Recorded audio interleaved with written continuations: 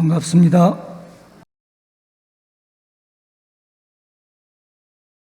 오늘 법회 날이 좀 따뜻해서 오고 가시는 분들이 좋았으면 하고 기도했는데 그래도 많이 따뜻하죠?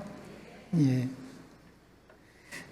원기 111년 새해를 맞이하여 법신물 사은의 크신 은혜가 온 우리에 충만하기를 기원합니다. 나아가 제가 출가 모든 교도님들이 건강하신 가운데 도업 이루시기를 심축드립니다.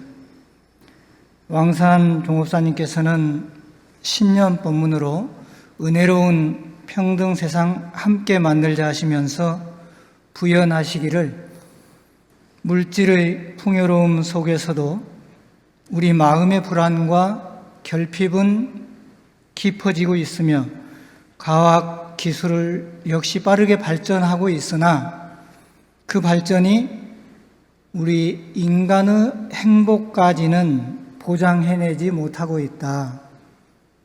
그러니 우리는 소태산 대종사께서 주창하신 물질이 개벽되니 정신을 개벽하자는 말씀이 이 시대를 향한 대자대비의 경책이며 인류에게 주어진 필연의 과업임을 알아 이 과업에 동참한 우리는 앞장서서 물질 문명을 주체적으로 선용하며 모두가 고루 잘 사는 평등 세상 참 문명 시대를 열어가야 한다 말씀해 주셨습니다.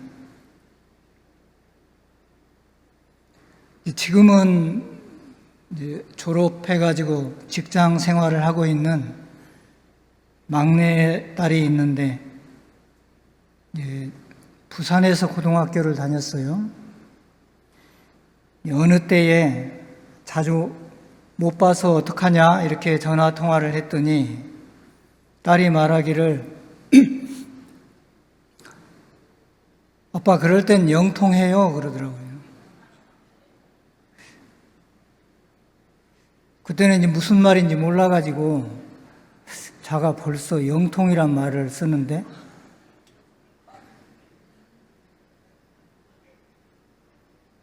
이제 요새는 빨라서 고등학생만 돼도 영통을 하는가 봐요. 그 뒤에 알고 보니까 이제 영상통화하자 그런 거예요.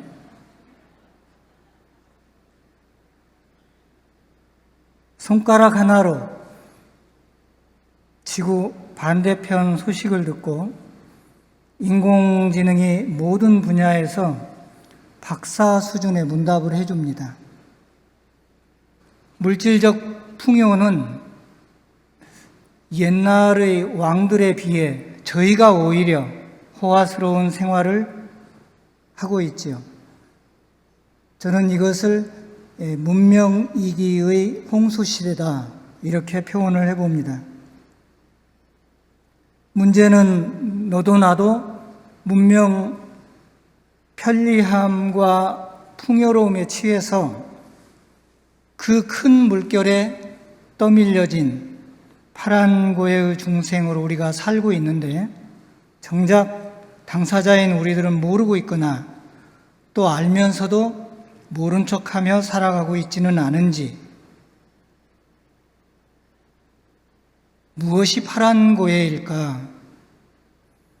문명이 가져다준 편리함에 비해 우리들의 행복 지수가 높지 않다는 것입니다. 그것 없이는 아무것도 할 수 없는 무자력한 인간이 되어 있습니다. 그것 없이는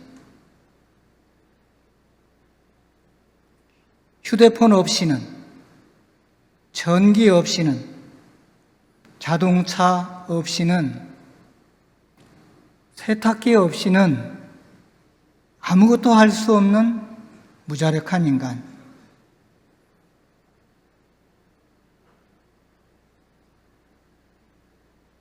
문명의 이기에는 항상 부작용이라는 그림자가 동전의 양면처럼 같이 합니다. 부작용의 그림자는 헤아릴 수 없이 많지만 몇 가지를 짚어본다면 그 중에 환경 문제가 있겠습니다. 인간의 편리를 위해 만든 플라스틱이나 화석연료, 인간의 욕심으로 만들어진 동물의 대량 사육, 이런 것들은 지구 온난화를 가속하고 빈곤한 나라의 국민들이 쓰레기 더미 그 안에 갇혀서 살게 합니다. 우리 주변이 쾌적하니까 우리는 못 느끼지만 빈곤한 나라의 사람들은 우리가 버린 그 쓰레기 더미에 갇혀서 살고 있는 현실입니다. 또 하나는 디지털 기기에 대한 의존도가 심화됨에 따라서 인간 소외가 일어납니다. 키오스크라는 거 아시죠? 식당에 들어가서 밥을 먹고 나올 때까지 그 누구와 한마디 대화가 필요 없어요. 주문해서 계산까지.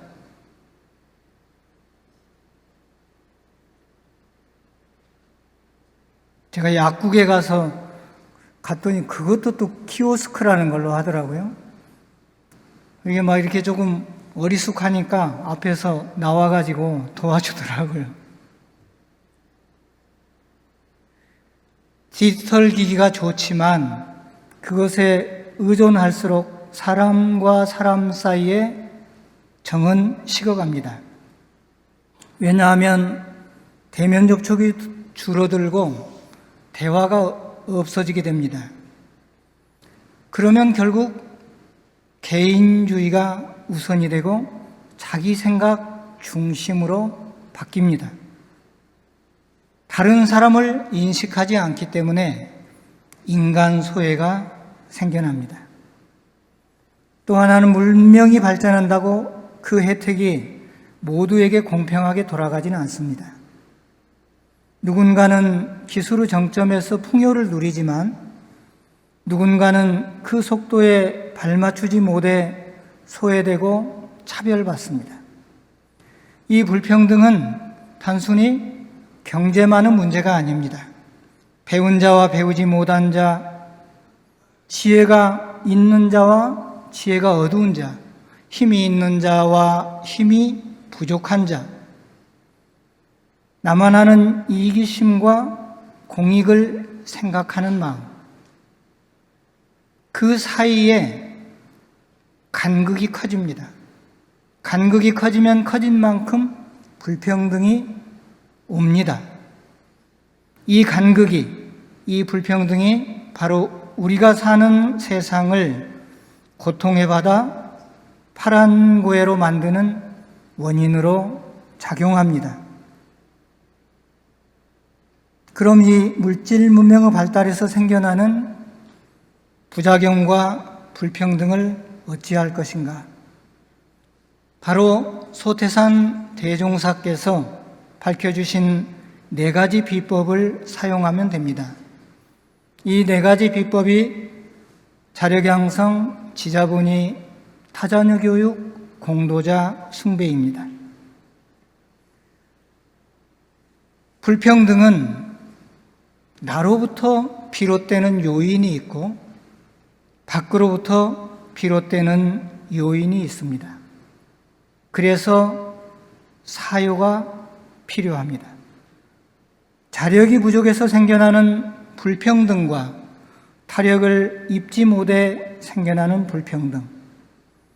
이 불평등을 해소하려면 자신의 노력과 사회의 노력이 병행되어야 합니다. 사유의 실천은 간단합니다.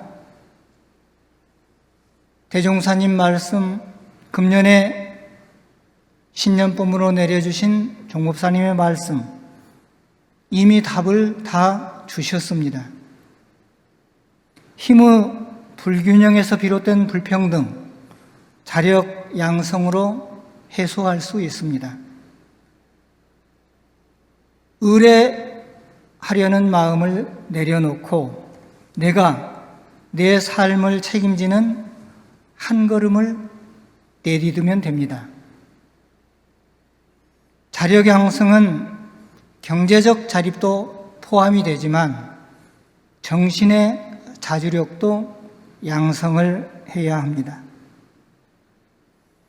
지혜의 불균형에서 비롯된 불평등은 지자본의로 해소할 수 있습니다. 지혜는 삶을 이끄는 힘입니다. 지자본의는 수직적 계급사회를 만들자는 것이 아닙니다. 어느 방면으로든지 나보다 나은 지식을 존중하고 수용하자는 것입니다. 배움의 불균형에서 비롯된 불평등은 타자녀 교육으로 해소할 수 있습니다. 교육은 가정의 한계를 넘어 인류의 미래를 여는 공동사업이라 하셨습니다. 이론의 진리 안에서 모든 생명이 한 권속임을 알았다면 타자녀 교육은 내가 베푸는 시혜가 아니라 내가 행해야 할 당연한 도리입니다. 공익심의 부족에서 생겨난 불평등은 공도자 숭배로 해소할 수 있습니다. 공익심은 모두가 더불어 잘 사는 평등 세상의 바탕이라 하셨습니다.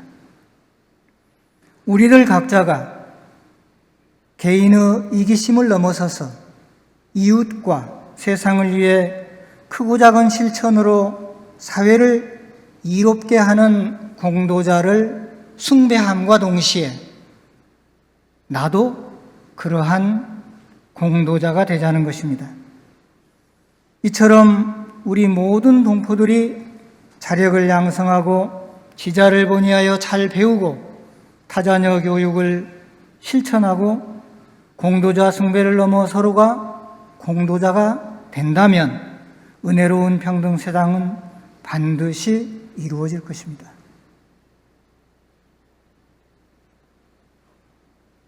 그럼 내년 이맘때 세계는 은혜로운 평등 세상이 이루어져 있을까요? 어떻게 확신하십니까?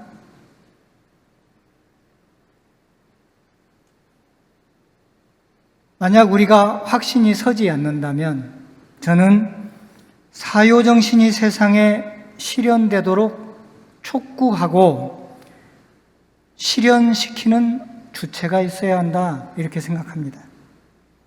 그 본부가 있어야 한다 그겁니다.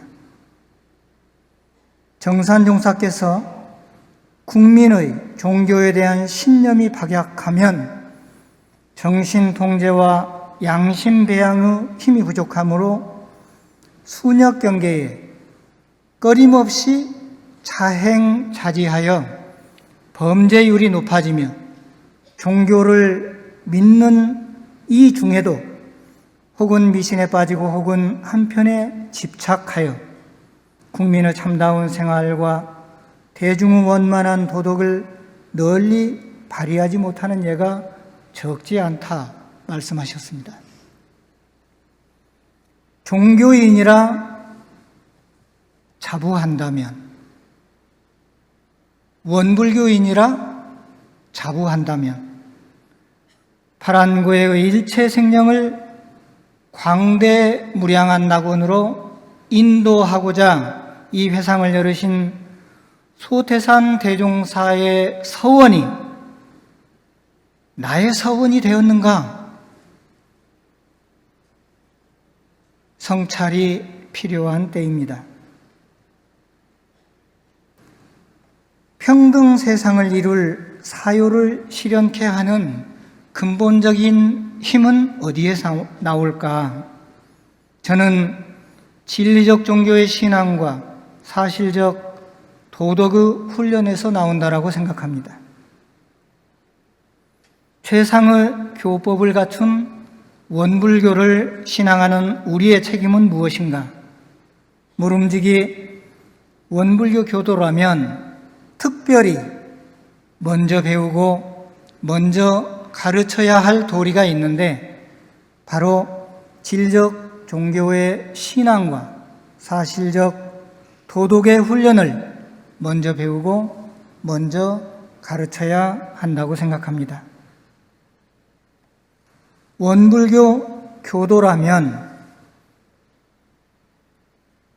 자신에게 물어야 할 질문이 하나 있습니다. 나는 진리적 종교의 신앙과 사실적 도덕의 훈련을 잘 배워 행하고 있는가? 나는 진리적 종교의 신앙과 사실적 도덕의 훈련을 잘 가르쳐 실행되게 하고 있는가?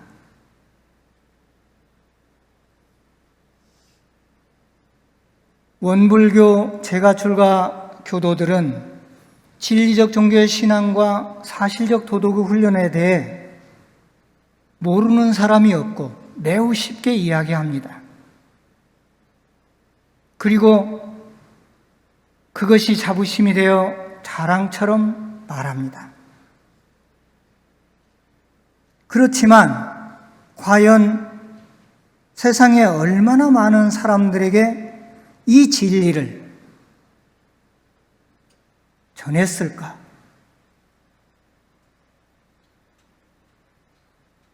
세상에 얼마나 많은 사람들이 진리적 종교의 신앙과 사실적 도덕의 훈련을 알아듣고 행하고 있을까? 그래서 저는 다시금 진리적 종교의 신앙과 사실적 도덕의 훈련에 대해 공부해 보고자 합니다.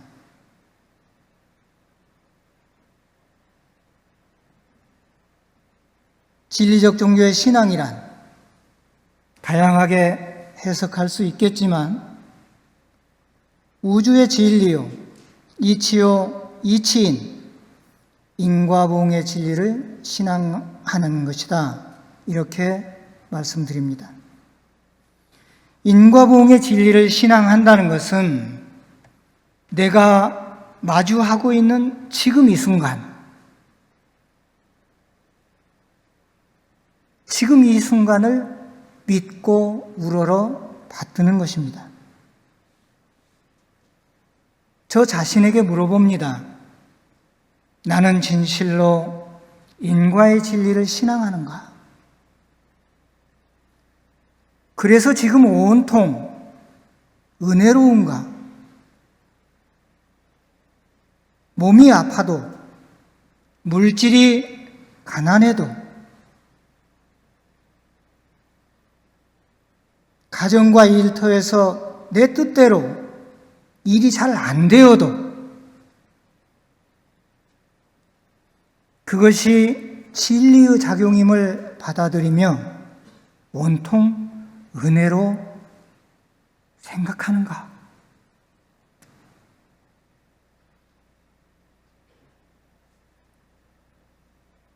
제가 저한테 물어보니까 그렇게 안 됐더라고요. 아침 저녁으로 거울을 보는데 얼굴에 기쁨이 많이 있지 않더라고요.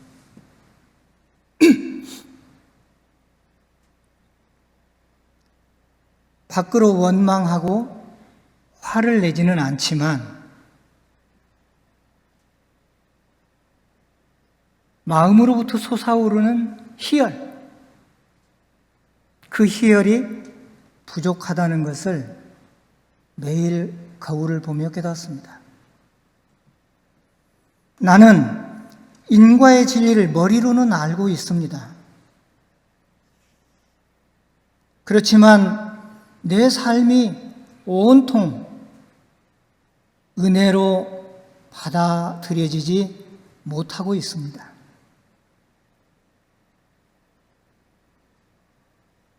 그것을 스스로 깨닫게 되었습니다.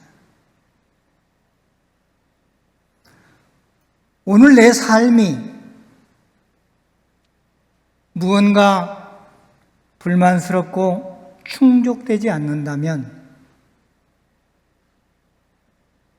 나는 인과의 진리를 잘 알고 잘 신앙하고 있는지 되돌아볼 일입니다. 내가 인과에 대한 확신이 부족하면 다른 이에게도 가르치는 것을 주저합니다. 공감이 먼저라고 말하는 시대입니다. 요즘 AI 말하는데 자기 고민을 AI에게 이렇게 막 묻잖아요. 가도 공감만 해줍니다. 무조건 내가 옳대요. 그래서 사실을 말하여 주지 않는 시대가 되었습니다.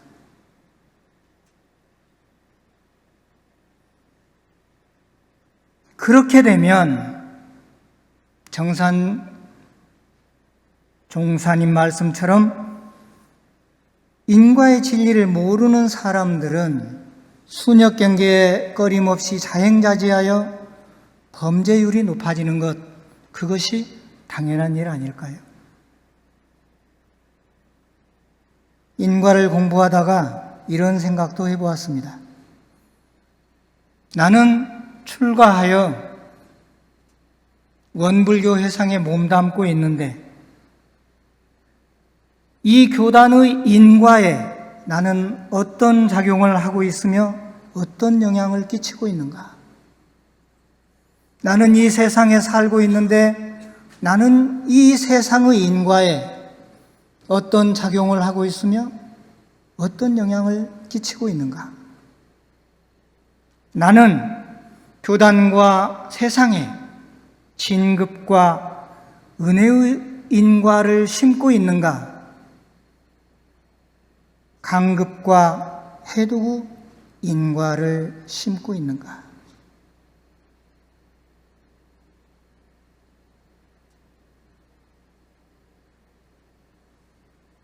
사실적 도덕의 훈련입니다.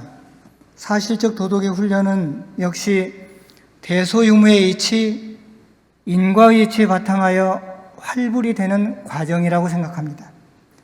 보통 사람들은 본능에 이끌려 자행자지하게 됩니다. 그렇게 되지 않으려면 공부를 해야 하는데 그 공부 방법이 정신수양, 사리연구, 작업지사, 신분의성,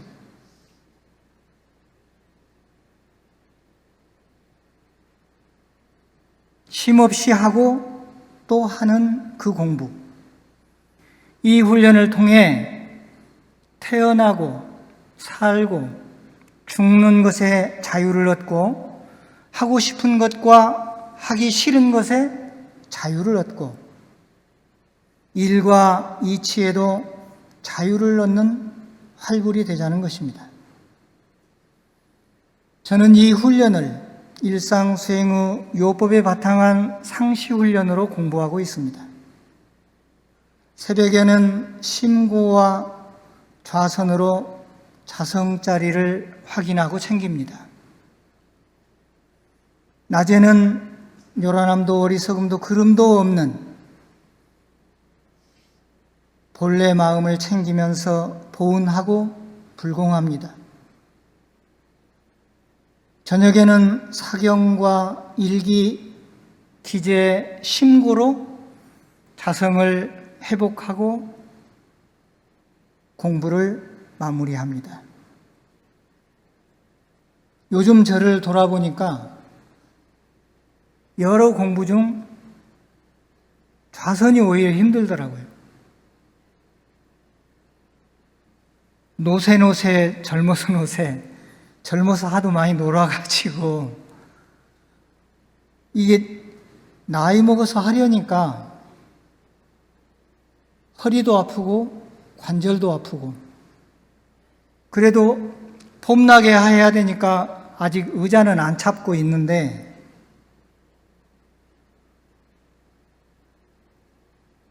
그래도 하고 또 합니다. 왜냐하면 안 하는 것보다 훨씬 낫다는 것을 체험하고 알기 때문입니다. 젊어서 기질을 닦아놓지 않으면 수양력과 연구력, 취사력이 부족해서 착심에도 자유를 얻기가 어렵고 탐심에도 자유를 얻기가 어렵고 진심에도 자유를 얻기가 어렵고 치심에도 자유를 얻기가 어렵고 종국에는 생사로부터 자유를 얻기도 어렵습니다.